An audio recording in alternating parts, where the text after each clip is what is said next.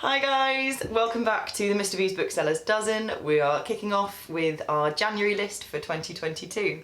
I hope you all had a wonderful Christmas and New Year, got lots of reading done, we certainly did as a team, and these are the books that we're most excited about that are all being released this month.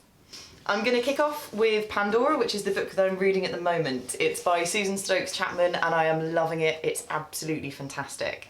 It's set in Georgian London, so it starts in 1799 and it follows a character who is essentially trying to get out from under the thumb of her quite oppressive uncle. Dora, she decides that she wants to strike out by herself and create a career as a jewellery designer. But something strange turns up in her uncle's shop, which begins a whole chain of events that unleash a full-on mystery.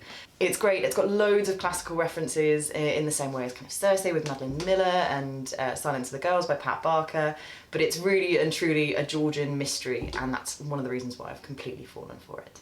The next one that I'm going to talk about is a book called Black Buck by Matteo Ascaripour. This was one of my colleague Tom's favourite books of last year, and he's really excited to see it coming out in paperback. It follows a young guy who is working as a supervisor in a Starbucks in New York City, and he's headhunted by a wildly successful tech startup. When he gets there, he realises that he's the only black guy, and there's kind of this wonderful social commentary that plays out throughout it, which has a real dark comedic edge to it. It's perfect for fans of The Sellout by Paul Beatty and has been loved by writers like Colson Whitehead.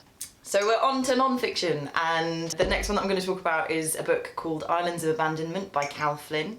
My colleagues Gemma and Sam have adored it and are so excited to be putting this in the hands of anyone who comes through the door.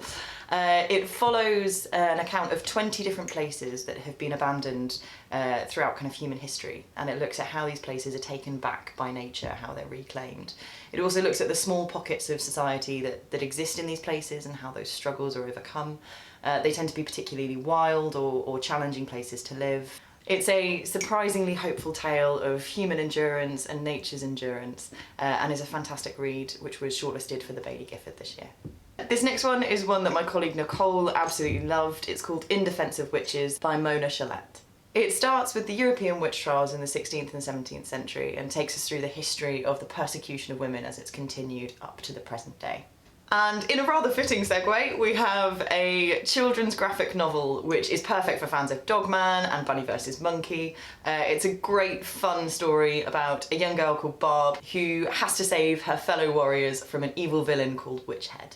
As always, there are 19 other fantastic books which we're really excited about this month, which we've featured in this month's Booksellers Dozen, but there are so many other books which are coming out in January which we can't wait to share with you all. We've got lists upon lists of books on our website. You can always get in touch with us via our website, over email or over the phone, and please do pop in and come and chat books with us in the shop.